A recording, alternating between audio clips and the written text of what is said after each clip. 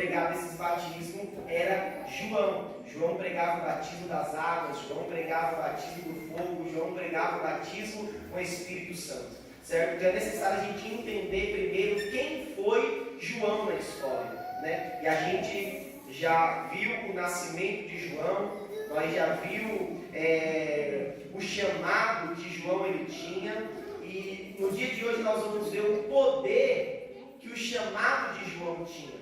Quem estava na semana passada vai lembrar que nós falamos aqui das veredas, né? Da trilha, do caminho estreito, né? E a gente vamos ver no dia de hoje o poder que este caminho ele tem. João, ele vai pregar, ele vai ensinar, ele vai endireitar este caminho. Este caminho que João vai endireitar, este caminho que João vai pregar, este caminho ele tem poder, certo? Então nós vamos ver que este caminho ele tem poder. Antes da gente entrar aqui no ensinamento de hoje, amém? Eu quero só avisar algo para a igreja, em nome de Jesus.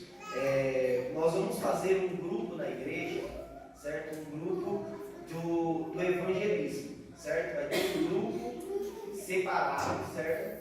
No evangelismo que a gente vai fazer nas ruas, certo? A gente já tem feito uns 2, 3 domingos, certo? E a gente vai ter um grupo, certo? Separado, e a gente fazer o evangelismo na rua, certo? E este grupo, certo? Vai ser um grupo, não sei, vai depender da disponibilidade de cada irmão, certo? Para participar deste grupo, certo? Depois eu vou estar explicando melhor. Se der tempo de eu entrar na mensagem hoje para explicar, eu entro para explicar. Se não, a gente deixa para a próxima terça-feira, certo? Nós vamos entrar aqui para falar também sobre o evangelismo, certo? A gente vai fazer um grupo de evangelismo, certo? E este grupo vai estar com pessoas que têm responsabilidade, certo? Para fazer esse evangelismo, certo? E a gente vai contar também com este grupo para ser um grupo de oração, para ser um grupo que a gente vai ter um grupo no WhatsApp, a gente vai fazer oração pela madrugada, a gente vai fazer dias de jejum, certo? Em prol do dia que a gente for fazer o evangelismo, certo? Então a gente vai acertar certinho depois, quando as pessoas vierem, né, eu chamar as pessoas que querem participar do evangelismo, querem fazer parte desse grupo, eu vou passar as orientações, certo? O que pode, o que não pode, como deve, como não deve, certo? Então, no meio da mensagem, possa ser que eu entre para falar sobre isso. Se der tempo, eu entro para falar sobre isso. Se não der tempo, a gente deixa para a próxima terça-feira. Mas só avisando para a igreja que nós vamos ter um grupo, certo? Não quer dizer que só esse grupo vai participar do evangelismo. Não, esse grupo vai ser responsável pela oração, certo? Vai ser responsável por buscar a Deus para que Deus ele venha agir em nome de Jesus. Amém? O recado está dado em nome de Jesus. Vamos partir aqui para a palavra de Deus. Então, na aula passada, nós vimos que João ele prega sobre um caminho, certo? E esse caminho é o caminho estreito. E esse caminho estreito, ele tem poder, certo? E tudo que João vive, desde o seu nascimento, do seu chamado, de exercer o seu chamado, está ao redor de um cenário, está ao redor de um tempo. E a gente vai entender isso melhor. Volta um pouco a sua Bíblia aí, abre em Lucas capítulo 1, versículo 57. Lucas capítulo 1, versículo 57.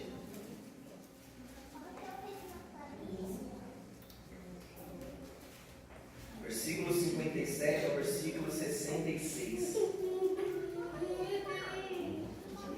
Diz assim a palavra do Senhor. E completou-se para Isabel o tempo de dar à luz, e teve um filho. Quem pegou desde os primeiros dias vai entender agora essa parte. E completou-se para Isabel o tempo de dar à luz, e teve um filho. E os seus vizinhos e parentes ouviram que tinha Deus usado para com ela de grande misericórdia, e alegraram-se com ela. E aconteceu que, ao 8º dia, vieram circuncidar o menino e lhe chamavam Zacarias, o nome de seu pai. E respondeu sua mãe e disse: não, porém será chamado João. E disseram-lhe: ninguém há na tua parentela que se chame por este nome. E perguntaram por acenos ao pai como seria que lhe chamasse. E pedindo ele uma tábua de escrever, escreveu dizendo: o seu nome é João. E todos se maravilharam. E logo a boca se lhe abriu, e a língua lhe soltou, e falava louvando a Deus. E veio temor sobre todos os seus vizinhos, e em todas as montanhas da Judéia foram divulgadas todas essas coisas. E todos os que ouviam as conservação em seu coração, dizendo: quem será, pois, este menino? E a mão do Senhor estava com ele. Amém? Só para a gente entender que aqui está falando sobre o nascimento de João, certo? Então a gente viu o nascimento de João lá com Isabel, certo? Com Zacarias, que sofreram, tiveram que viver uma vida irrepreensível, certo? E gerou tudo isso.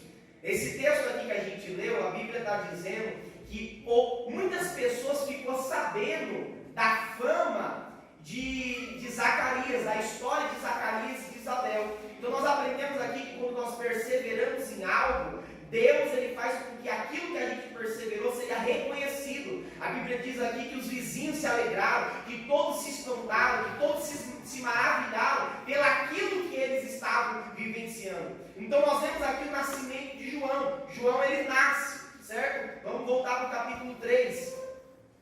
Capítulo 3, versículo 4.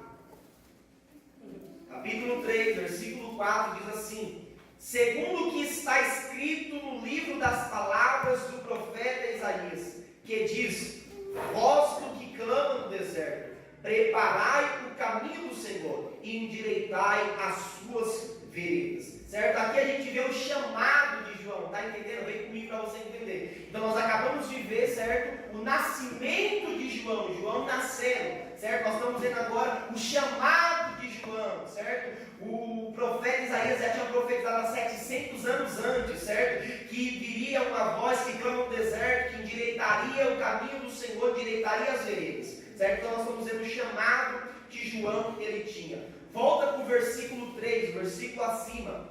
Diz assim, ó: e percorreu toda a terra, ao redor do Jordão, pregando o batismo de arrependimento para o perdão dos pecados. Aqui nós já vemos João ele exercendo o seu chamado. Então vem comigo que é para você entender. Nós vimos aqui três coisas: o nascimento de João, o chamado de João e ele exercendo esse chamado. O nascimento de João, o chamado de João e ele exercer esse chamado se encontra em um tempo, certo? Em um cenário. Tem algo acontecendo no tempo que João nasce. Tem algo acontecendo no tempo que ele recebe um chamado. Tem algo acontecendo no tempo que ele exerce um chamado. E é sobre esse tempo que a gente vai ver. Tudo gira em torno de um tempo. Tudo gira em torno de um cenário. O que estava acontecendo na época que João nasceu? O que estava acontecendo na época que ele recebeu o chamado?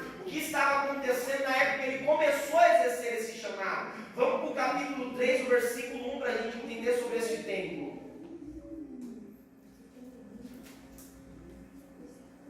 Capítulo 3, versículo 1.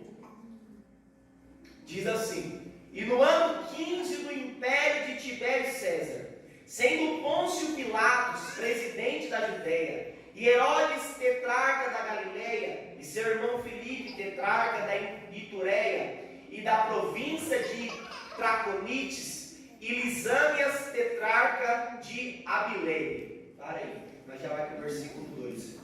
Então olha o que o versículo está dizendo. O versículo aqui está falando sobre governadores.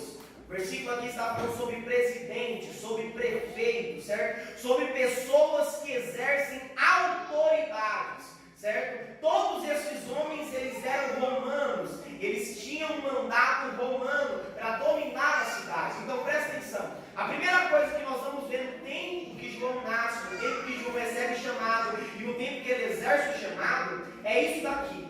É uma divisão na sociedade. Tinha gente querendo ser melhor do que a outra. Tinha governadores querendo ser melhores do que o outro. Tinha pessoas com poderes maiores do que os outros. Aqui vai falar acerca de Pôncio Pilatos, de Tibério César e de muitos outros. Tudo eles eram governadores, presidentes, pessoas que governavam as suas cidades, pessoas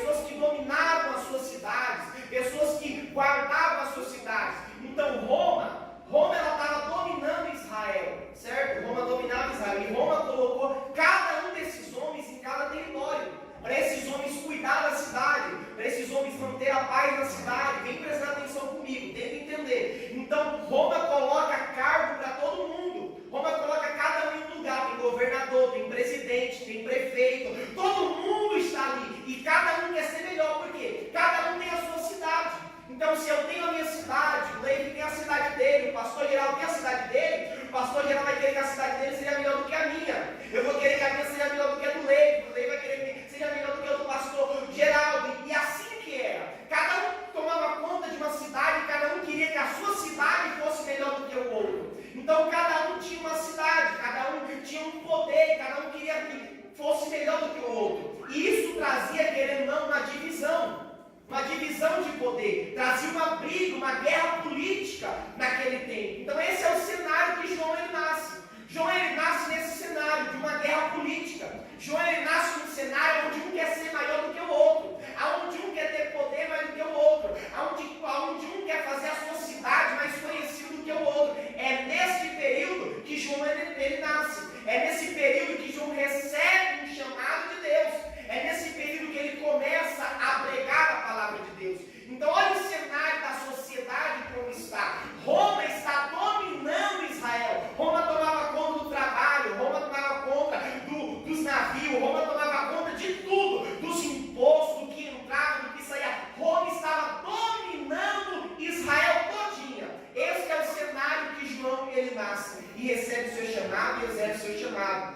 Só que coloca o versículo 2.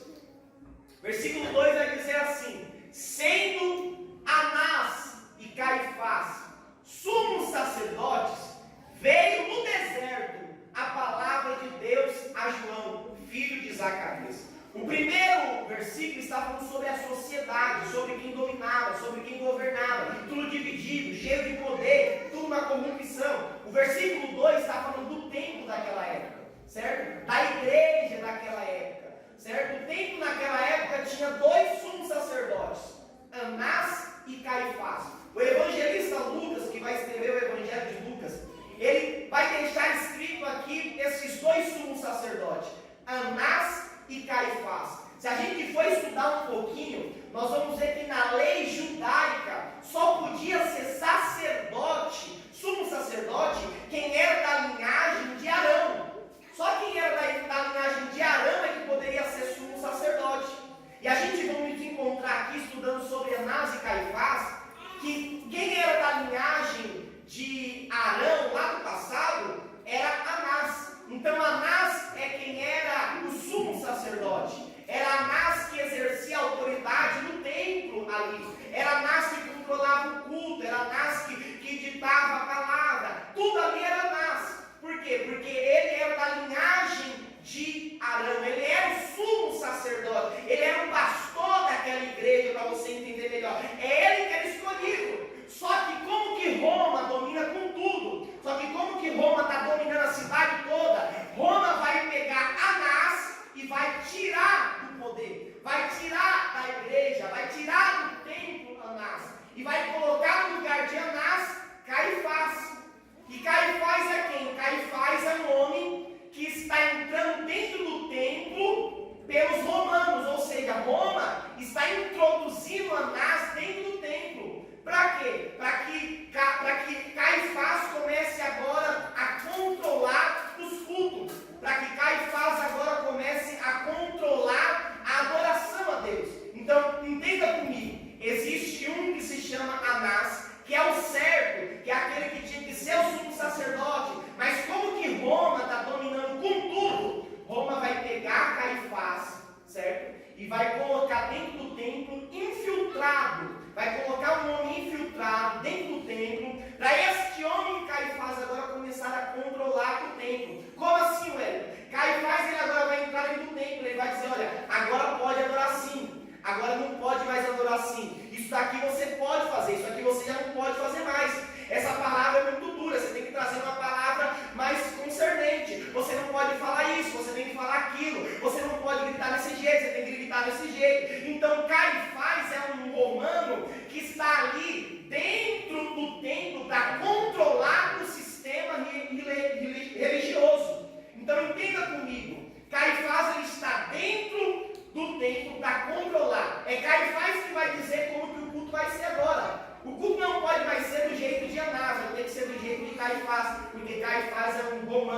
está ali introduzido no sistema religioso. Você vai entender mais para frente porque eu estou falando sobre isso. Então entenda esse cenário que está acontecendo, certo? No meio da sociedade, poder, divisão, um quer ser maior, um quer ser melhor. Dentro do templo, do sistema religioso, o governo tira um, coloca outro, para controlar o culto, para dizer o que pode, o que não pode, o sacrifício que deve, o que não deve. Está todo mundo ali sendo comandado por Roma. É este cenário que João ele vai nascer. É no meio desse cenário que João vai receber um chamado. É no meio desse cenário que João vai começar a exercer o seu chamado. Então olha o cenário, olha o tempo que ele está vivendo. Um tempo que a sociedade está corrompida, um tempo que a igreja, os templos estão corrompidos. É esse tempo que João ele está vivendo. E eu acho mais interessante porque quando eu começo a estudar,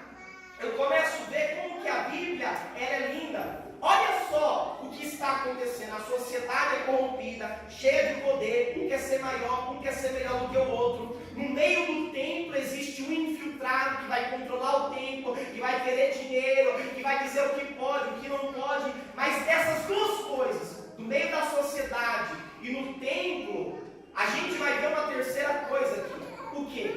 O povo. A história vai dizer que o povo estava há 400 anos sem ouvir Deus falar através de um profeta.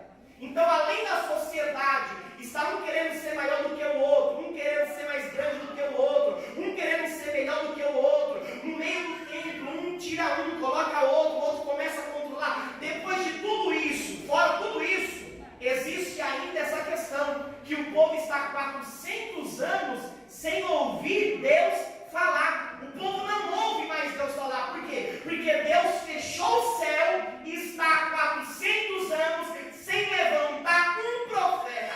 Vem comigo que é só para quem gosta de Bíblia. Vem comigo que é só para quem lê Bíblia. Se você já leu a Bíblia e se você gosta de Bíblia, você vai ver que o povo de Israel, ele só anda certo quando tem alguém na liderança. Ele só anda correto quando tem alguém na liderança. Vem comigo, é só para quem lê Bíblia, é só para quem lê Bíblia. Se você for para o livro de Juízes, você vai ver que Deus levanta um juiz, o povo anda na retidão. O juiz morre, o povo volta para o pecado. Deus levanta rei. Quando Deus levanta rei, o povo anda certo. Quando o rei morre, o povo volta para o pecado. Deus levanta profeta, aí o povo anda na retidão. O profeta morre, aí o povo volta-se para o pecado. É desse jeito. Então imagina só, que na história de João já está há 400 anos. Deus não levantou juiz, não deu autoridade para prefeito, não deu autoridade para governador, não deu autoridade para rei, não levantou nenhum profeta, não levantou ninguém. E o céu está calado e Deus não fala com ninguém. Deus está dando corda e está deixando o povo ir à vontade. Estão pecando, estão errando. Deus não rasga o céu, Deus não derrama o Espírito, Deus não enche ninguém, Deus não dá autoridade para ninguém. Deus fica calado 400 anos. Isso aqui me chama a atenção. Por que me chama a atenção? Porque 400 anos o povo está sem ouvir Deus falar. 400 anos. Aí eu quero que você imagine agora. Imagina como que o povo está 400 anos sem ouvir Deus falar. Consegue imaginar aí? Talvez fica difícil, não vou te ajudar. Você fica 7 dias longe da igreja. Como é que você fica? Você fica 10 dias longe da igreja. Vem comigo. Você fica 10 dias longe da igreja. Você fica 14 dias longe da igreja. Ué, mas é só na igreja que Deus fala? Não vou nem entrar nesse assunto. Para você, vem comigo. É só para quem tem Bíblia. Quem não tem, depois vem para a escola dominical. É só para quem tem Bíblia. Vem comigo. Ó, então, o povo está há 400 anos sem ouvir Deus falar. Então imagina como que o povo está andando. É do mesmo jeito de nós.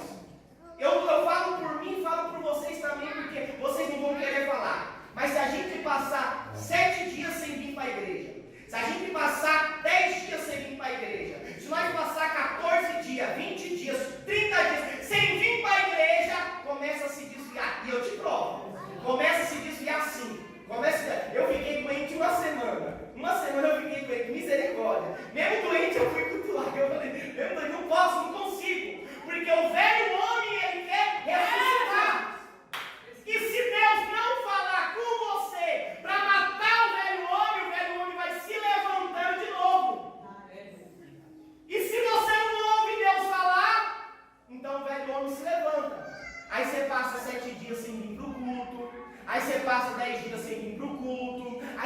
passa 14 dias sem vir para o culto. Ah, mas é por causa do coronavírus. Não vou nem entrar no coronavírus. Não vou nem entrar. Não vou nem entrar nisso aí, porque coronavírus no mercado não pega, só pega na igreja, né?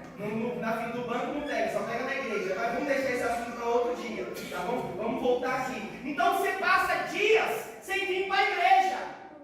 Se você passa dias sem vir para a igreja, você já começa a se desviar.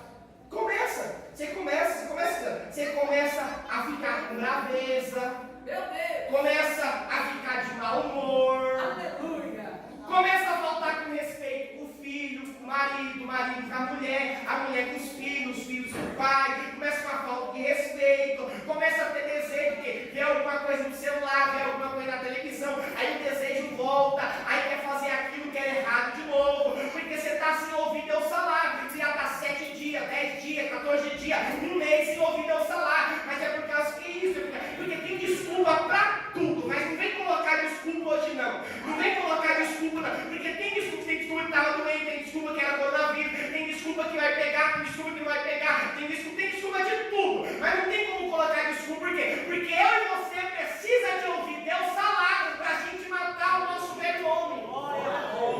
Nós temos que ouvir Deus falar conosco. Nós temos que ouvir. E se a gente não ouve, começa. Uma semana dentro de casa, aí começa de mau humor. A panela cai, começa a xingar, aí solta um palavrãozinho que não soltava mais. Eu estou falando que já aconteceu comigo. Aí solta um palavrãozinho, aí a mulher faz alguma coisa, aí xinga, ou o marido faz alguma coisa e fica brava. Aí, por quê? Porque não está ouvindo Deus falar. E o velho homem está ressuscitando, está ficando bravo, está criando altivez, está olhando para onde não pode, está colocando o pé onde não deve. Por quê? Porque está sem ouvir Deus falar.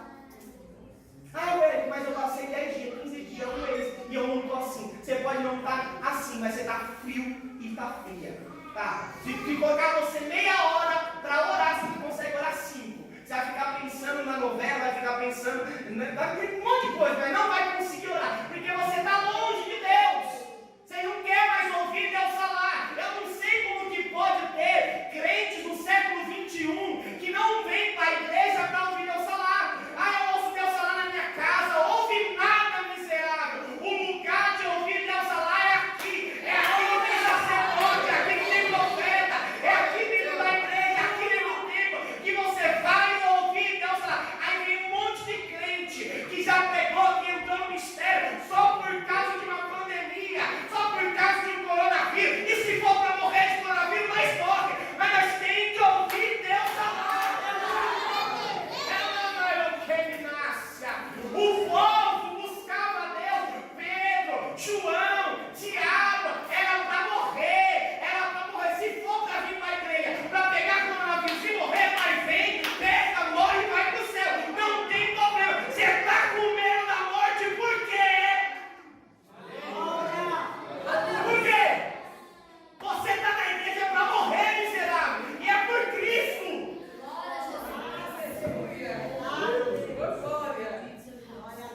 Vem que eu estou com Bíblia, vem comigo que eu estou com Bíblia. Vem comigo. Então como que pode ficar longe de Deus? O velho homem tenta ressuscitar, tenta renascer. Começa de pequenas coisas aqui, pequenas coisas lá. Aí não tem vontade de ir, aí hoje eu vou, mas aí não vai. Aí hoje eu vou, mas não vai. Aí não vai, vai ficando fraco, até se desviar. É igual o povo estava. Imagina só, se isso acontece com nós. 15 dias fora da igreja, um mês, imagina um povo que está sem ouvir Deus falar há 400 anos. Imagina como que está. Imagina só. O povo está na miséria, o povo está no pecado, o povo está no erro, o povo está no pecado, está na adoração a ídolos, em sacrificar ídolos. O povo está todo rebentado, no lamaçal de pecado. O povo conhece o caminho, porque todo judeu, ele pode estar servindo a Maloque, ele pode estar servindo a Baal, mas quando o filho dele nasce, ele ensina a palavra de Deus, ele ensina os mandamentos, ele pode servir a quem ele quiser, mas quando nasce, ele ensina. Então o povo cresce sabendo, o povo cresce conhecendo o caminho, mas não quer andar no caminho estreito. É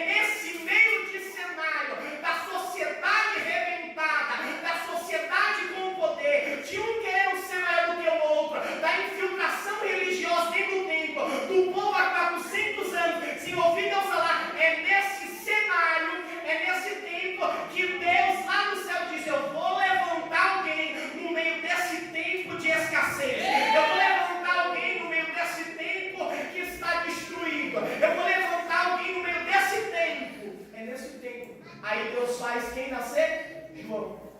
Aí João nasce nesse tempo. Ele recebe o chamado nesse tempo. E ele exerce o chamado dele nesse tempo.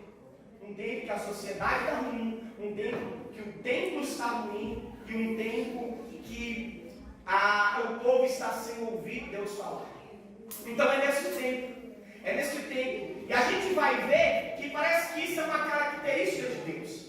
Por quê? Deus ele só deixa para levantar alguém nos momentos difíceis. No tempo difícil. E fala se esse tempo aqui era bom. Não era bom. Uma sociedade em divisão, infiltração no meio religioso, o povo há 400 anos sem ouvir Deus falar. Não é um tempo bom. Mas é nesse tempo que Deus decide levantar João.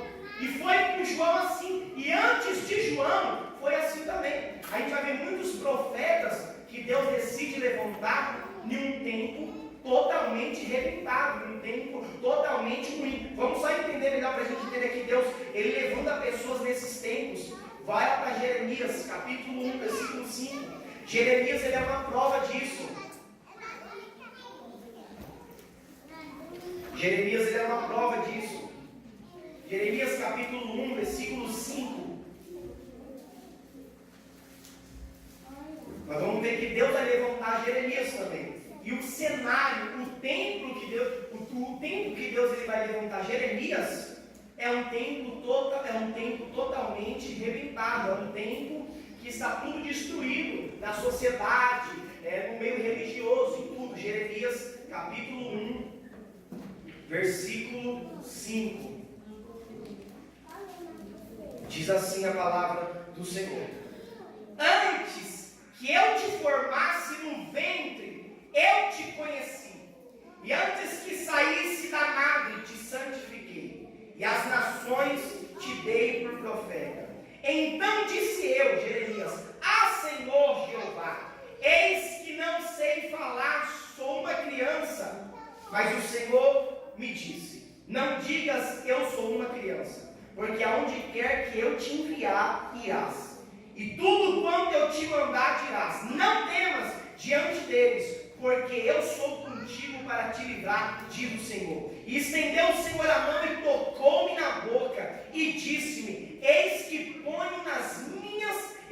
as minhas palavras na tua boca. Olha, ponho-te neste dia sobre a nação, e sobre os reinos, para arrancar, para derribar, para destruir, para arruinar, e também para edificar, e para plantares. Esse é o chamado de Jeremias. Olha só o chamado de Jeremias. Deus vai escolher Jeremias, Jeremias vai nascer, Deus vai fazer um chamado para Jeremias, e ele vai exercer agora esse chamado. Certo? Ele vai exercer esse chamado agora. E qual é o tempo que ele está vivendo? Ele está vivendo em um tempo onde o povo está se encaminhando para o pecado. É só para quem gosta de Bíblia e quem lê Bíblia, vem comigo. Se você ler o livro de Jeremias, você vai ver que Jeremias ele vai avisar para o povo: ó, não anda por esse caminho, não faz isso, volte-se para Deus, certo? É só para quem gosta de Bíblia. Jeremias ele vai pregando, Jeremias ele vai dizendo isso. Por quê? Porque Jeremias ele está vivendo um tempo onde o povo está correndo para o pecado. Há uma parábola, eu quero que você me entenda. Quando o povo ele corre para o pecado, o povo é semelhante a um homem de venda que está em cima de uma montanha, e esse homem ele vai correndo, ele está de olhos vendados, certo? Ele vai correndo, porque ele pensa que nunca vai cair, mas chega uma hora que a montanha acaba, meu querido. Chega uma hora que a montanha tem fim, aí o homem vai e cai, certo? Essa parábola é semelhante ao povo de Israel, porque o povo de Israel está correndo para o pecado. É como um homem de venda em cima de uma montanha. Ele está correndo, dizendo: Deus não vai pegar nós, Deus não vai fazer nada com nós, vamos continuar indo. O povo está correndo para o pecado, só que o povo não sabe que uma hora a montanha chega ao fim, e ele vai cair no abismo, ele vai cair no buraco. Por isso que Deus levanta Jeremias nesse tempo. Deus levanta Jeremias nesse tempo para dizer para o povo: olha, não ande por este caminho. Se você começar o capítulo 2 de Jeremias, você vai ver Jeremias sendo usado por Deus, dizendo assim: ó, lembra-te das coisas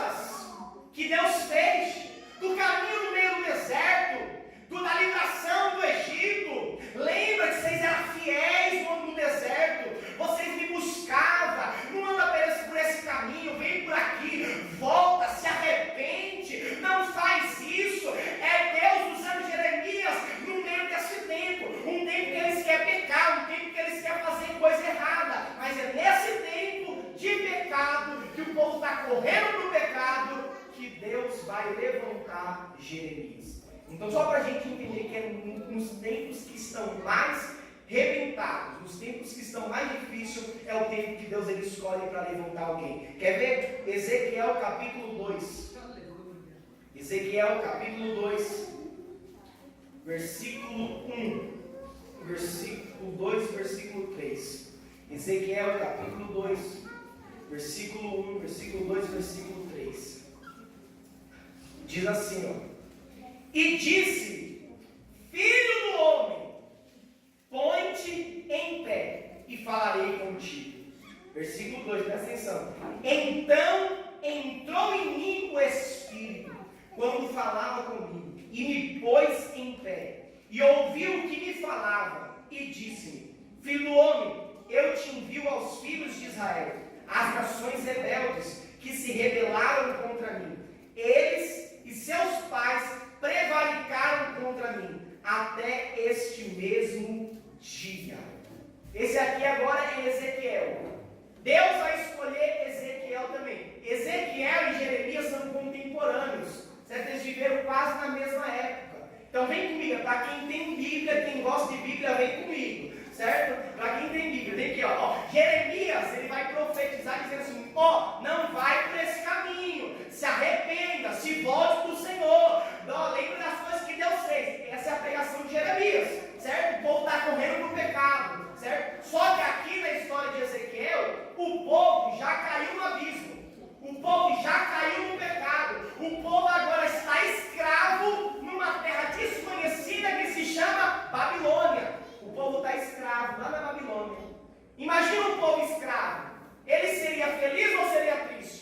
O salmista vai dizer que quando o povo estava indo, caminhando pelos rios da Babilônia, para chegar na Babilônia, o salmista vai dizer que eles iam em prantos, que eles iam em choro. A Bíblia vai dizer, o salmista vai dizer que eles pegaram as harpas que eles usavam para louvar a Deus e estendiam nos saltérios, colocavam nas árvores e diziam assim: nunca mais nós vamos louvar a Deus. E eles iam chorando em pranto, eles iam chorando, porque aí eles começaram a se lembrar do que Deus ele fez. Aí eles começaram a se lembrar de quando Deus ele era maravilhoso. Então Deus ele alertou, mas o povo não quis. O povo agora está escravo na terra da Babilônia. Só que a Bíblia vai dizer que era um período de tristeza para aqueles que estavam na Babilônia. Imagina só, eles não comiam o que eles queriam porque eles são escravos. Eles não comiam o que eles queriam porque eles são escravos. Eles não se vestiam com o que eles queriam porque eles são escravos. Então imagina a tristeza. Então é no meio dessa tristeza que a Bíblia vai dizer, a história é linda. A história vai dizer que no meio desse cenário que está a escravidão, no meio desse cenário que está corrompido, no meio desse cenário de choro, de luto, que eles estão lembrando de Deus, nesse mesmo cenário, a Bíblia vai dizer, a história vai nos dizer isso, que Ezequiel vai até o rio Quebar. Ele vai pegar lama com balde e vai pegar pedra com outro balde. A Bíblia vai dizer que quando ele vai chegando, a história é linda, vai dizer que quando ele vai chegando para pegar o balde com água, o balde com pedra, o céu se rasga e ele ouve uma voz do céu dizendo: Filho do homem, põe-te em pé e eu falarei contigo. Nesse cenário de tristeza, nesse cenário de luto, nesse cenário ruim, Deus levanta Ezequiel e diz: põe-te de pé, Ezequiel, eu te levantarei, o meu Espírito vai entrar em você, abre a boca, Ezequiel, porque eu te encherei. Você vai falar com o povo, Ezequiel, você vai ser mandado à nação, você vai pregar, Ezequiel, quer ouçam, quer deixe de ouvir, você vai fazer a minha vontade.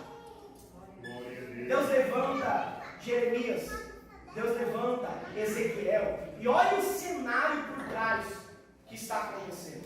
O cenário é um cenário ruim, o cenário é um cenário muito ruim. Ezequiel vai ser usado por Deus, Ezequiel vai falar por Deus, Ezequiel vai dizer: olha, não vai por esse caminho, se arrependa, para que vocês possam voltar para a terra de vocês, conserte os vossos caminhos. Deus vai levantar Ezequiel nesse tempo. Deus vai pegar Ezequiel e falar assim: Ezequiel, eu tenho ciúmes desse povo aí. Eu não posso dividir esse povo com os outros. Eu tenho ciúmes desse povo, Ezequiel. O povo está na idolatração. O povo está na prostituição. O povo está na fornicação. O povo está nas coisas erradas, no pecado. Ezequiel, eu tenho ciúmes desse povo, Ezequiel. E Ezequiel vai pregando. Mas olha o cenário de tristeza, escravo, Jeremias vai continuar pregando. Enquanto Ezequiel está lá na Babilônia, Jeremias está lá em Judá.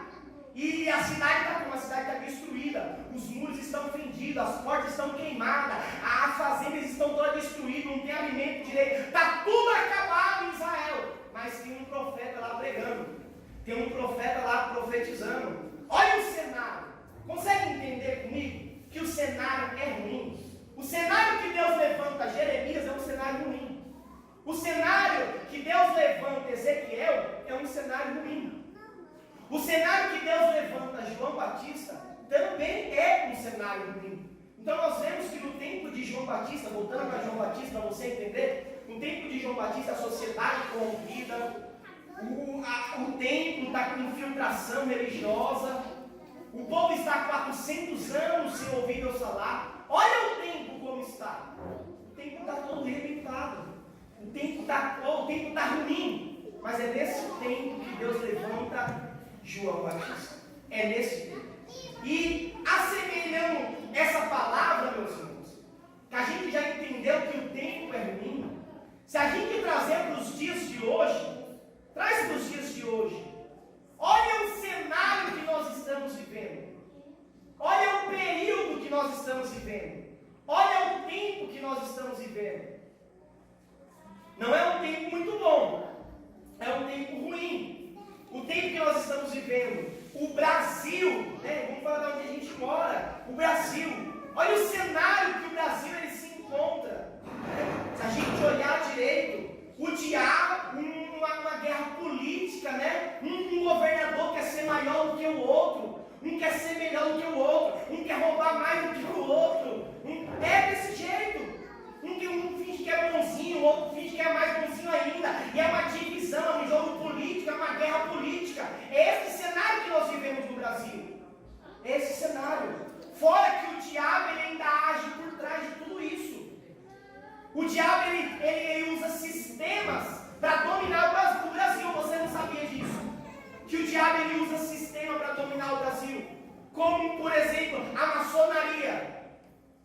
Talvez muitas poucas pessoas sabem sobre isso, mas se você for estudar, você vai entender isso. A maçonaria é um sistema que se diz que é religioso, mas é a maçonaria que o diabo usa para dominar o Brasil.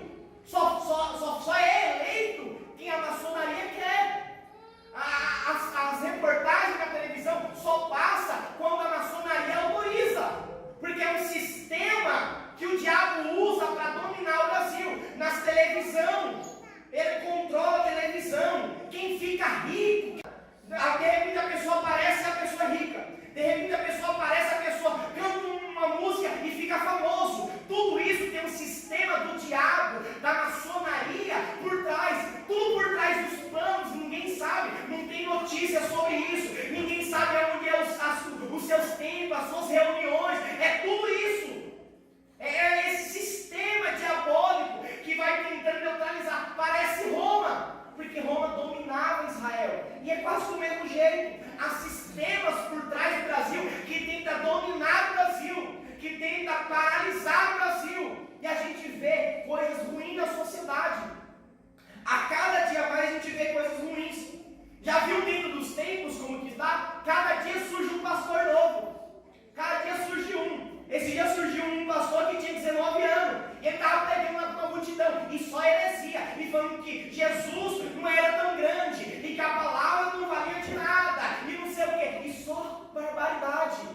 Olha só como que os templos estão. Pessoas dentro da igreja só querendo dinheiro. Só querendo fazer voto. E a revelação daqui. E a revelação de lá. E todo mundo tem revelação. E ele não sei o quê. E tem um monte de coisa. Olha só. Vem cá comigo para você entender. Está percebendo que parece o tempo de João? A sociedade, um jogo político, uma guerra política. no meio das pessoas, uma influência do diabo, uma influência do pecado. A gente vê tudo isso. As pessoas infiltradas dentro do templo para enganar, para mentir, para roubar, para usurpar, para defamar. Dentro dos templos a gente vê isso.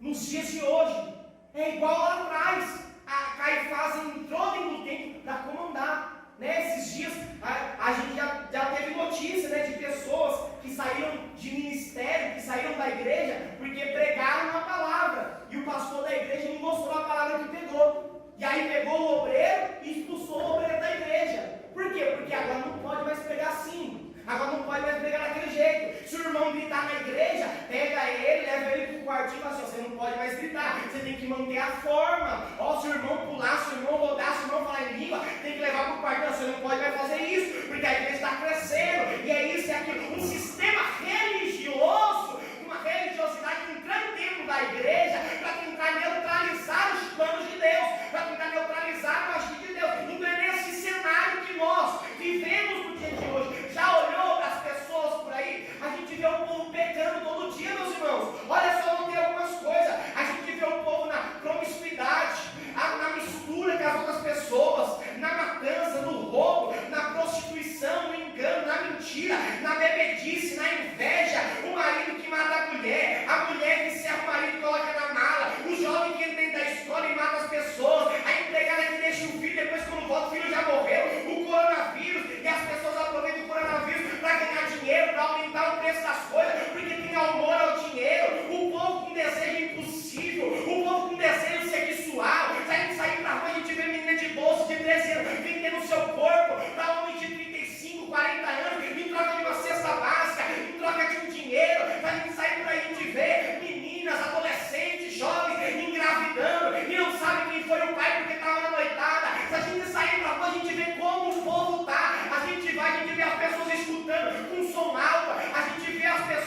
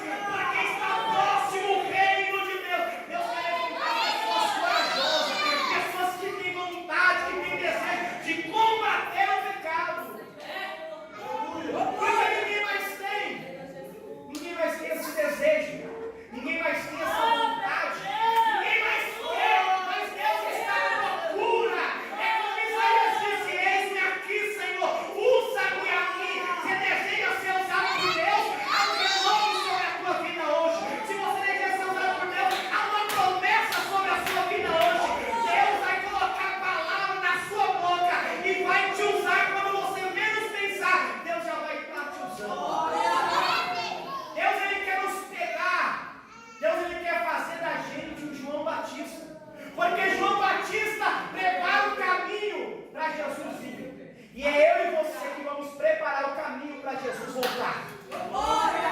Deus, Ele conta comigo e com você. Existe aqui louvor, né? Eu estou contando contigo, Deus está contando com a gente.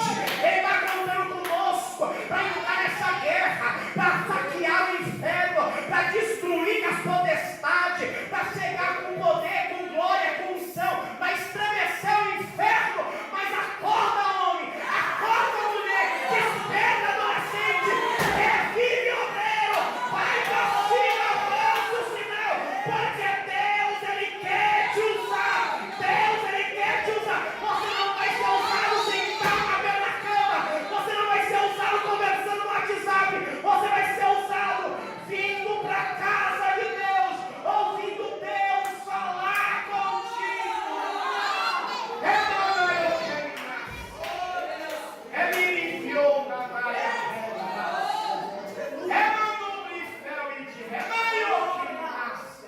Deus, Ele quer nos usar.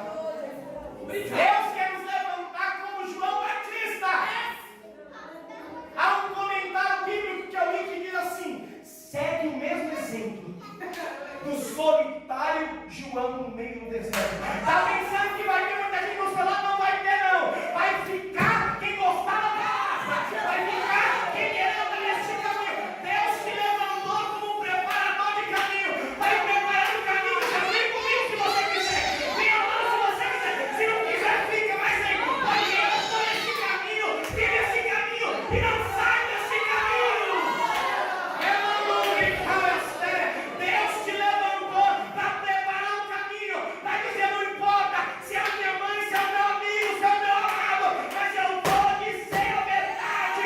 E o diabo vai ter que se calar. Prepara o caminho. Deus quer te levantar no João Batista. Deus, eu vou profetizar que Deus vai levantar um ministério chamado como João Batista, para fazer a diferença, para pregar o que ninguém quer pregar, para dizer o que ninguém quer pregar, para falar o que ninguém quer falar. Deus vai levantar o homem querendo, não querendo, o homem tendo inveja, não tendo, tendo dinheiro, não tendo. O Deus que prometeu, Ele é fiel para cumprir. Hoje eu fico crente. Deus que mas precisa de nós querer. Precisa de nós querer. Paulo vai dizer, Timóteo, sofre pois comigo as aflições de um bom soldado. Se não for soldado, não adianta. Se só tiver de farda, mas não tiver força, não adianta. Se só tiver vestido e não tiver com equipamento, com instrumento, não adianta. Eu te aconselho hoje, sai dessa guerra para você não se prejudicar. Mas se você quer ter vitória, Deus falou para Josué: Josué, fique em paz, eu pelejarei por vós. Vai na frente, vai guerreando, vai com a espada, vai com o escudo, vai com a presença, porque eu vou batalhando por vós. Fique em paz, entra nessa guerra, se alista nesse exército, porque grande é a vitória. É só para quem acredita. Quem tem pouca fé não entra. Quem tem pouca fé não vem. Quem tem pouca fé nem adianta, porque vai se quebrar. Fique em casa, vai para o palácio, sobe para o terraço. Mas se quiser milagre, vem para a guerra. Se quiser milagre, vem para a guerra. Vem para a guerra, vem para a guerra, porque Deus quer levantar João Batista. Deus quer levantar soldado para fazer a diferença.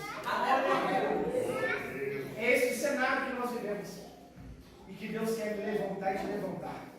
Só que com a vidinha que eu e você estamos levando, nós não vamos conseguir nada. Com a vidinha que eu e você leva, Deus não tem como levantar. Porque Deus, Ele precisa de uma posição da nossa vida. A partir de hoje eu oro. A partir de hoje eu jejuo. A partir de hoje eu leio Bíblia. A partir de hoje eu aceito o pecado. A partir de hoje eu amo reto, eu amo íntegro. Deus quer uma posição. Porque o que Deus quer fazer é coisa grande. Imagina, você vai viver tantas coisas com Deus, mas você tem que querer. Deus vai te proporcionar tantas experiências, mas você tem que querer. Para Deus poder te levantar. Deus levanta João naquele cenário para pregar. Pilatos era famoso, era. Tibério era famoso, era. Filipe, cada uma da sua cidade era famoso. Só que ninguém ia até o palácio para ouvir os famosos. Todo mundo ia até o deserto para ouvir o solitário. Fique em paz, meu querido. Se não está dando certo hoje, Deus sabe da problema. Se não deu certo, se não chegou ainda, fica em paz. Deus enviou o povo até no deserto para ouvir João. E João vai ter que ser usado. A história vai dizer que João foi mais conhecido que Pilatos. João foi mais conhecido que Tibério. João foi mais conhecido que qualquer rei que reinou naquela época. Por quê? Porque João foi fiel a Deus. João tinha um chamado. João exerceu o chamado. João estava ali para pregar o caminho, para consertar o caminho, para endireitar o caminho. O povo ia com ele. E quando o povo não ia, João saía correndo, subia até o palácio e gritava na janela do rei: adúltero, se converte! Deus nem quer precisar. Deus usou João. Deus usou João para pregar sobre um caminho. Voltando para a semana passada, Deus usou João para endireitar as veredas, para endireitar a trilha, para endireitar o caminho estreito. Só que vem comigo, só que para João pregar esse caminho, ele não pode pregar de qualquer jeito. Meu Deus! Para João falar desse caminho, João não pode falar de qualquer jeito. Para João ir nesse caminho, ele não pode ir de qualquer jeito. Ele tem que receber algo, porque esse caminho que ele está anunciando tem poder. E para ele anunciar um caminho que tem poder, ele antes tem que ter poder.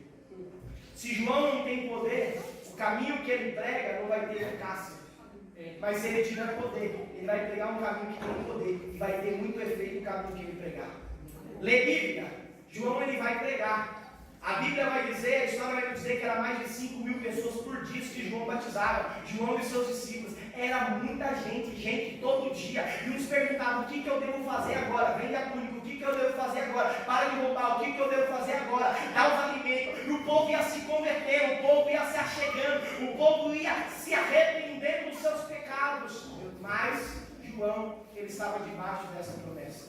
E ele tinha que receber, ele tinha que ter poder para anunciar este caminho de poder. João, ele vai pregar um caminho de poder. Só que para ele pregar esse caminho de poder, ele tem que ter poder primeiro. Eu já vou encerrar daqui a pouco. Abre Lucas, versículo 39. Ele vai começar a pregar um caminho que tem poder. E pense num caminho que é poderoso. Lucas capítulo 1, versículo 39.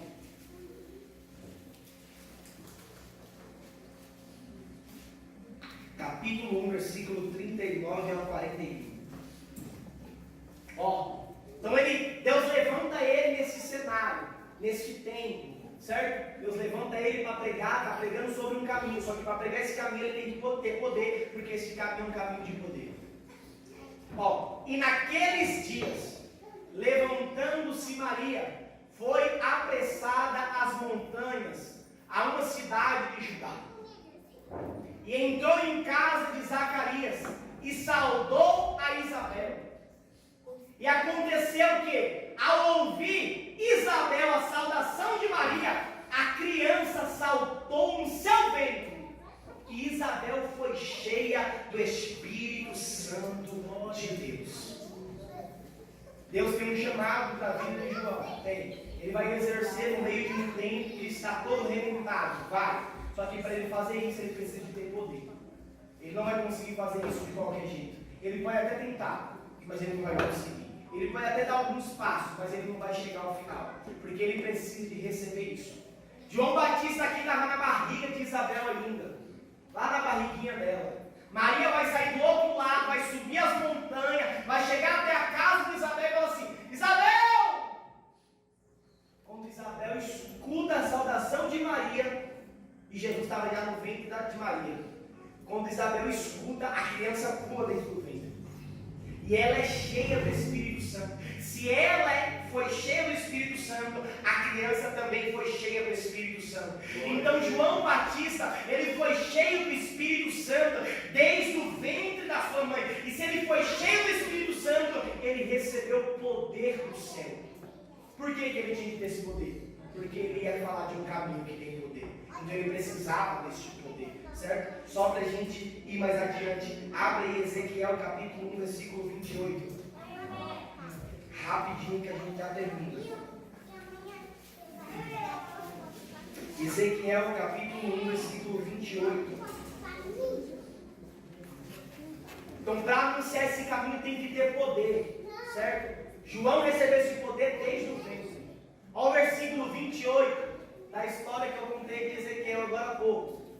Ó, como o aspecto do ar que aparece na nuvem no dia da chuva, assim era o aspecto do resplendor em redor. Este era o aspecto da semelhança da glória do Senhor. E vendo isso, caí sobre o meu rosto e ouvi a voz de quem me falava. Aí vai entrar lá, né? Filho do homem, levanta-te, põe-te de pé e eu falei contigo. Então, só para a gente entender aqui ele está tendo uma visão, certo? O céu se abriu, ele está tendo uma visão agora, Ezequiel. E ele vai falar assim, ó, vamos pegar do ponto para baixo. E este era o aspecto da semelhança da glória do Senhor, certo? Ele está falando de glória, da glória, ele está vendo a glória do Senhor, certo? Ele está vendo a glória do Senhor, a glória, o poder de Deus, certo? Vamos abrir outro, capítulo 10 de Ezequiel, versículo 18 e 19, só para a gente entender. Ezequiel, capítulo 10, versículo 18. Então saiu a glória do Senhor de sobre a entrada da casa e parou sobre os querubins. E os querubins alçaram as suas asas e se alevaram da terra aos meus olhos, quando saíram, e as rodas os acompanhavam, e cada um parou à entrada da porta oriental da casa do Senhor, e a glória do Deus de Israel estava em cima sobre eles. Então, Ezequiel de novo falando da glória, ele está tendo visão, ele está vendo a glória simboliza o poder de Deus. Abre aí Ezequiel ainda, 43, versículo 1. Ezequiel 43, versículo 1.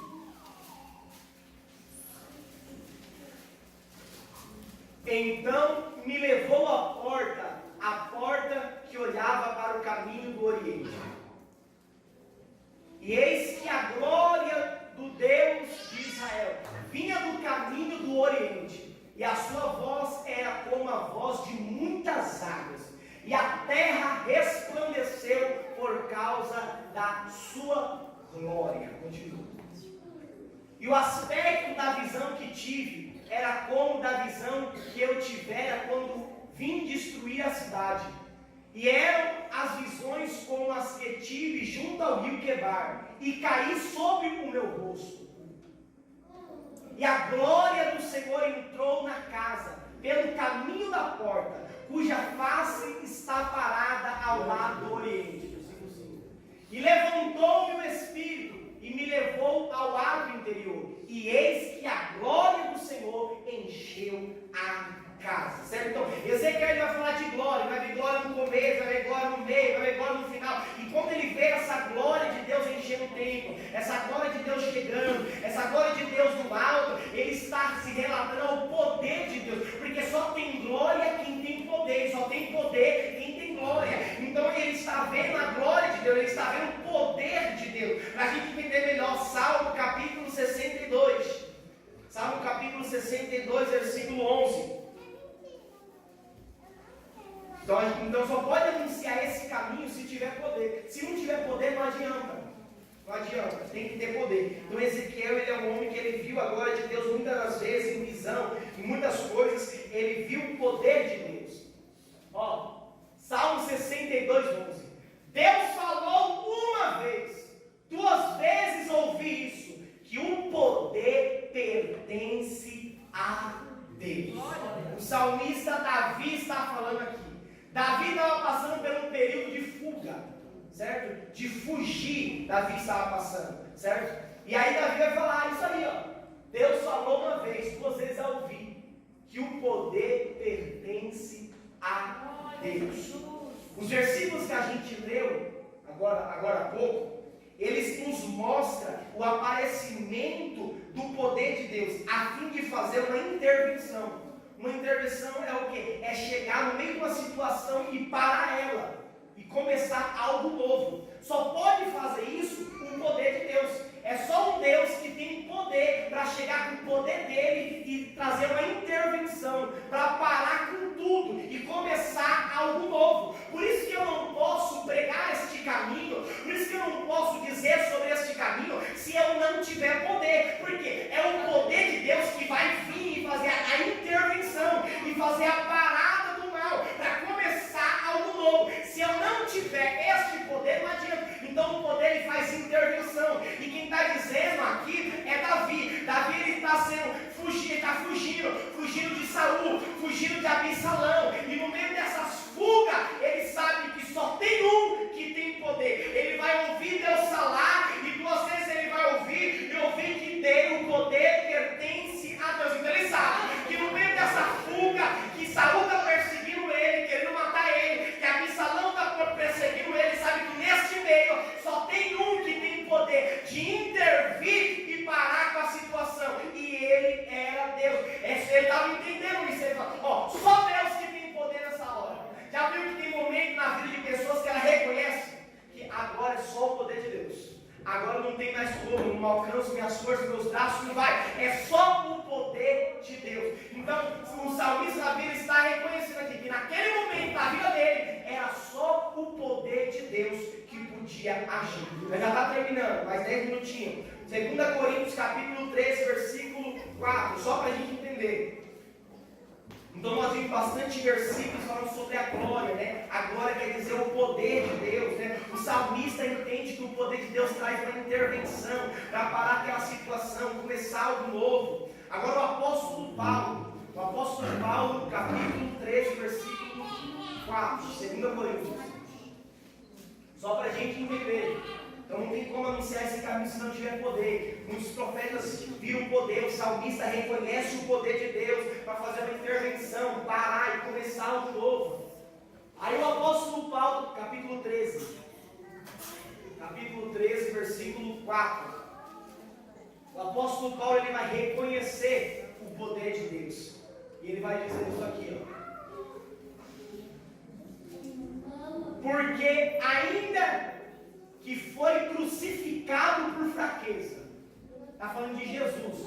Porque ainda que foi crucificado por fraqueza, vive, contudo, pelo poder de Deus. Então Paulo está dizendo assim, ó, Jesus foi crucificado, morreu, ao terceiro dia ressuscitou. Ele está vivo por causa do poder de Deus. Então Jesus ele está vivo à direita de Deus por causa que Deus ele tem poder. Aí ele continua: porque nós também somos fracos nele, mas viveremos com ele pelo poder de Deus em vós. Então ele está dizendo assim, ó, eu reconheço o poder de Deus que ressuscitou Jesus. Jesus está vivo do lado de Deus, certo? Porque Deus tem poder. Mas para nós viver nessa vida, para nós fazer uma obra nessa vida, nós precisamos desse poder. Porque se viveremos com ele pelo poder de Deus, então nós vamos viver com o poder de Deus. Se nós não vivermos com o poder de Deus, não adianta a gente pregar, não adianta a gente cantar, não adianta a gente evangelizar, não adianta a gente entrar no lar, não adianta nada se não tiver o poder de Deus na nossa vida.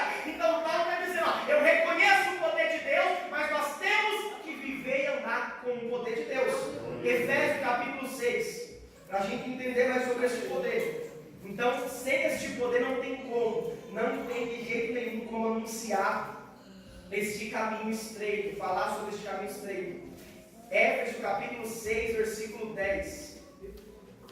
A gente entender sobre este poder. Ó, Paulo falando para Éfeso agora, certo? A cidade de Éfeso era uma cidade idólatra, né? Quando Paulo chegou lá pregando em Éfeso, eles pegaram os ídolos, jogaram tudo no fogo, queimaram, correram para adorar a Deus, para glorificar a Deus, o milagre que Paulo fez. Aí Paulo agora vai mandar uma carta dizendo: no demais, irmãos meus, fortalecei-vos no Senhor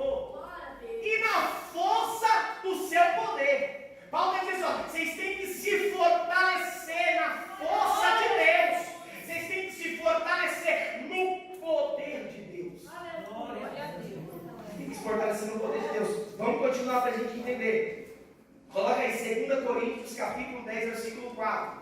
Só mais dois e a gente já encerra. 2 Coríntios capítulo 10, versículo 4.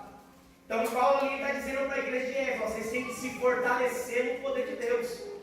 Certo? Vocês têm que ir atrás, se fortalecer. Quem quer pegar um músculo, quem quer perder a barriga, né? Vai correr, vai fazer academia. Porque ele quer aquilo, né? Ele quer aquele objetivo. Então, se você quer o poder de Deus, então vai se fortalecer, vai buscar esse poder de Deus, essa força de Deus. Aí Paulo vem aqui agora para Coríntios, ele vai falar agora para Coríntios, ó. Porque as armas da nossa milícia não são carnais, ou seja, se você entra na guerra, as suas armas não são carnais, certo?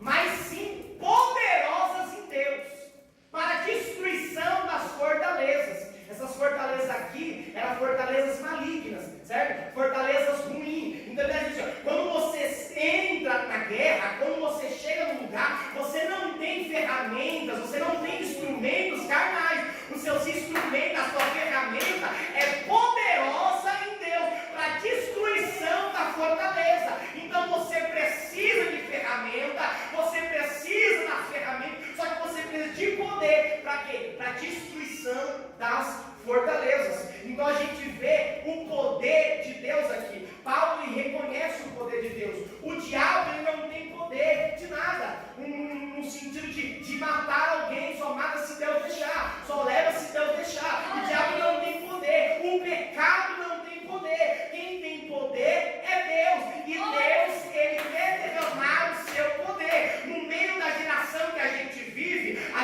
uma geração onde o desejo impulsionado por pecar está cada dia maior. Eu quero pecar, você quer pecar, eu quero pecar, você quer pecar. Isso é verdade, nós queremos pecar. E a única coisa para intervir no meio dessa situação é o poder de Deus, é a força do Espírito Santo, é a poderosa palavra de Deus que vem de encontro conosco e nos arranca do pecado. Mas não adianta nada a palavra se não tiver poder, não adianta nada a palavra se não tiver o Espírito. Então eu preciso de anunciar este caminho, eu preciso de pregar este caminho, mas eu preciso de ter poder de Deus.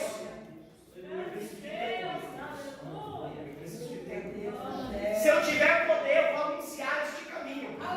Eu preciso de poder. Só que a questão é que ninguém quer buscar este poder, porque para buscar este poder é difícil. Talvez seja um pouco dolorido, talvez você vai ter que ficar sem dormir um pouco mais, talvez você vai ter que acordar um pouco mais cedo, talvez você vai ter que perder alguns cafés da manhã, talvez você vai ter que perder alguns jantares, talvez você vai ter que perder alguns almoços, para você poder receber este poder. Para quando você anunciar este caminho, acontecer coisas maravilhosas. Mas você decide querer receber este poder. Se você não querer receber esse poder, não adianta de nada. Certo? Eu não estou falando de um poder igual os outros pregam aí, de um poder que faz tudo na sua vida, mas não conserta você, porque o poder primeiro ele vem para te consertar, para você poder pregar ele. João Batista, ele prega um caminho estreito, porque ele vive um caminho estreito. Ele vive no meio do deserto, não passa na vara na sua cabeça, não é dado ao vinho, a sua roupa é diferente, a sua alimentação é diferente, então ele vive no estreito. Por isso ele prega o estreito. Não tem como pregar aquilo que não vive. Então você tem que viver. Quando você pregar alguma coisa, você vê que não teve efeito, pode ter certeza que você não está vivendo aquilo. Porque quando você vive aquilo e você prega, tem efeito.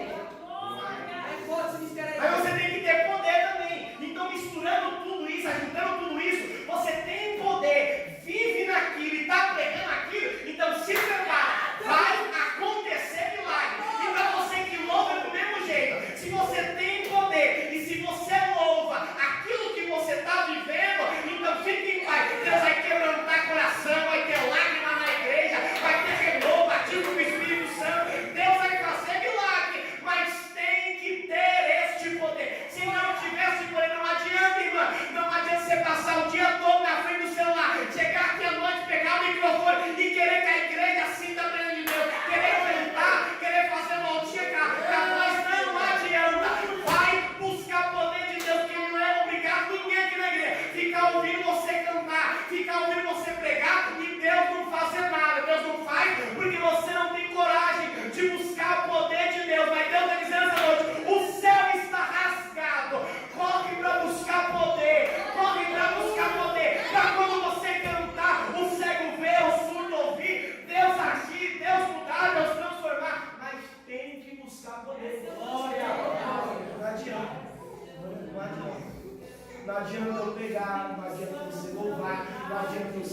adianta eu ser pastor, não adianta eu ser obreiro, não adianta nada se eu não tiver esse poder.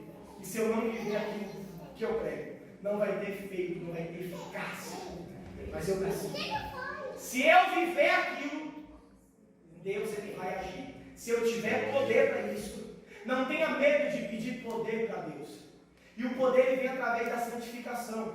Vem através de você orar, vem através de você buscar, vem através de você ler a Bíblia. De você estar submisso com os compromissos de uma autoridade que delegou funções na igreja. Então quando você está submisso, quando você respeita, Deus ele vai derramando poder sobre a sua vida. É para você crucificar a sua carne, é para você matar a sua carne, para Deus fazer milagre, para Deus agir nessa guerra.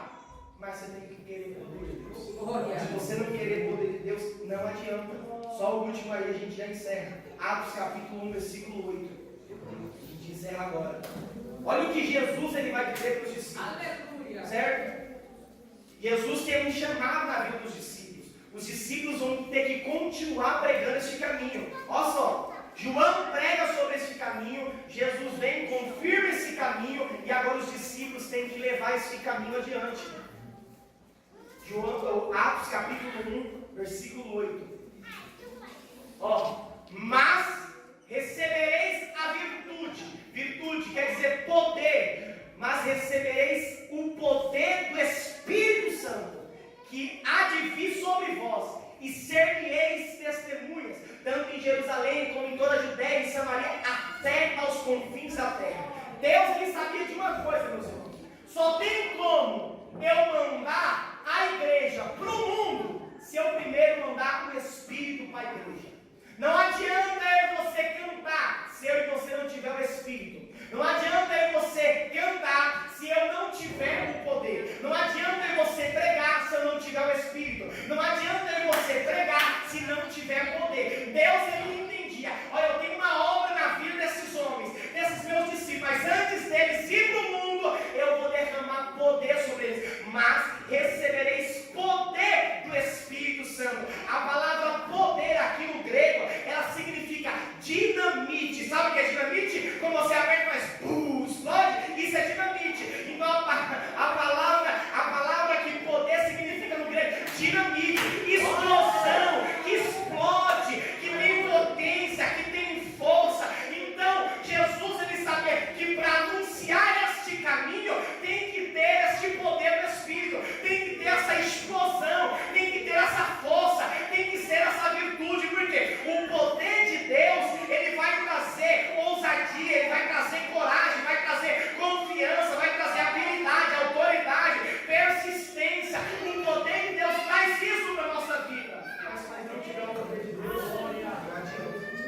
Nós temos que ter o poder de Deus para poder anunciar este caminho. Se a gente tiver o poder de Deus, por isso que a gente vê algumas pessoas só porque não buscam esse poder. Não é porque tem vergonha, não é porque quando o poder de Deus chega, tudo que tem dentro de mim sai. Quem domina agora é Ele. Quem domina agora é Ele. Então quando o poder de Deus chega, vem autoridade, vem confiança, vem coragem. Então busque esse poder de Deus.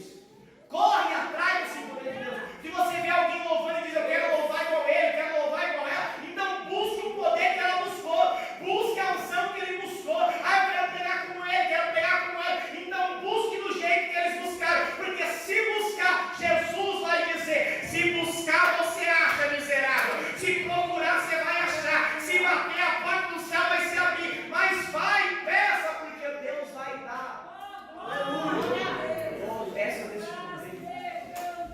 É necessário esse poder para a nossa vida, para que a gente faça as coisas de Deus. Então, aqui você consegue entender por que a gente vai ter um grupo, porque a gente precisa de orar. A gente não pode sair para a rua como se a gente estivesse indo para o shopping. Todo mundo conversando sobre o café da manhã, todo mundo falando sobre a aula passada, todo mundo falando sobre o dia do sábado. Mas não pode sair para a rua assim. Por isso que é necessário a gente ter esse poder, para quando a gente sair, eu já saí com muita gente, já saí com quase 15, 20, 30 pessoas para a rua, e a gente pregar, evangelizar, e Deus não fazer nada. Aí eu já saí sozinho. E toda pessoa que eu falava, Deus me usava para falar, a pessoa saía chorando ali. Por causa do poder de Deus. Não é que eu sou melhor do que ninguém. Não é que eu sou mais bom do que ninguém, não. Sou miserável, pobre, pecador. Tenho desejo de pecar, mas Deus me dá graça para aguentar. Mas eu entendo que eu preciso do poder. Porque não adianta eu pregar, não adianta eu ensinar se eu não tiver o poder. Entenda hoje, minha filha, entenda hoje. Vai fazer qualquer coisa na igreja, busca o poder de Deus primeiro. Para quando fazer, fazer direito. Para quando fazer, Deus agir. Para quando fazer, Deus trabalhar. Para quando fazer, Deus curar. Para quando fazer, Deus entrar com providência. Para quando você profetizar, Deus realizar. Então vai de encontro o poder de Deus. Pede para Ele, busca. Glória a Deus. Então não adianta.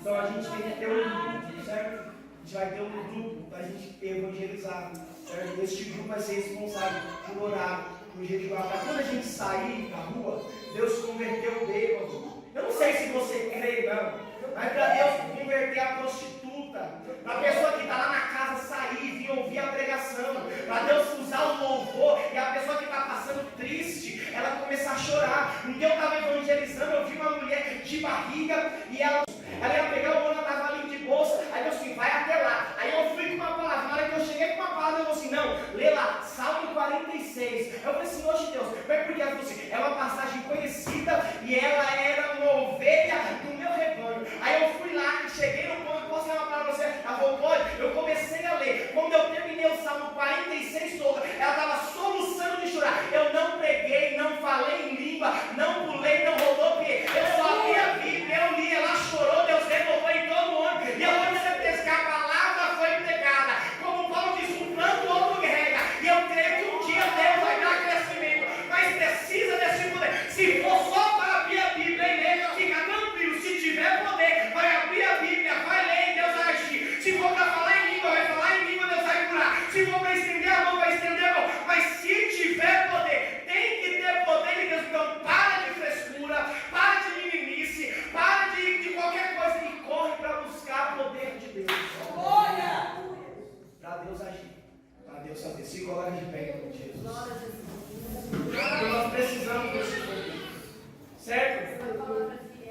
Então vamos parar de gracinha. Vamos parar de querer inventar desculpa. Você está nessa guerra, meu querido. Você está nessa guerra. Então se a gente for entrar, a gente entra com coragem. A gente entra com poder. Deus quer fazer coisa grande. Hoje nós estamos evangelizando na rua com uma caixinha. Mas eu creio que daqui 5 anos, 10 anos, 15 anos, não sei qual é o tempo de Deus, mas eu creio que pode ser um carro, um trailer de som para estrondar todo o bairro que eu vi. Eu não sei se você crê, mas eu creio. Eu acredito que Deus sacudir pessoa, que a gente vê o bêbado na rua pegando a cerveja e jogando e se ajoelhando aos pés de Deus, de ver o maconheiro pegando a maconha, estraçalhando, pisando em cima dele. Eu vou seguir isso, mas para isso tem que ter poder. Eu nasci para acreditar nesse mistério. Eu nasci para crer nesse negócio, que Deus vai usar essa igreja, Deus vai usar você como João Batista no meio desse tempo. Mas acredite que o poder de Deus, quando você pede, você vai receber e vai acontecer milagres sobre a tua vida. Como Deus disse para José, aonde te colocar planta dos pés, eu serei contigo, assim como fui com Moisés. Fica em paz, então busque esse poder. Vamos acreditar que Deus pode agir. Nós vivemos uma incredulidade. Você não acredita nem naquilo que você louva, nem naquilo que você prega. Mas Deus te trouxe aqui hoje para te dizer, eu tenho um chamado na sua vida. E a vida que você está vivendo não condiz com o chamado que eu tenho. Então se coloque na brecha, na posição, renegue a sua carne, abandone as coisas erradas e busque o poder. Porque tenho eu grande coisa para fazer em nome de Jesus. Coloque a mão no teu coração, quero estar orando pela sua vida em nome de Jesus. Maravilhoso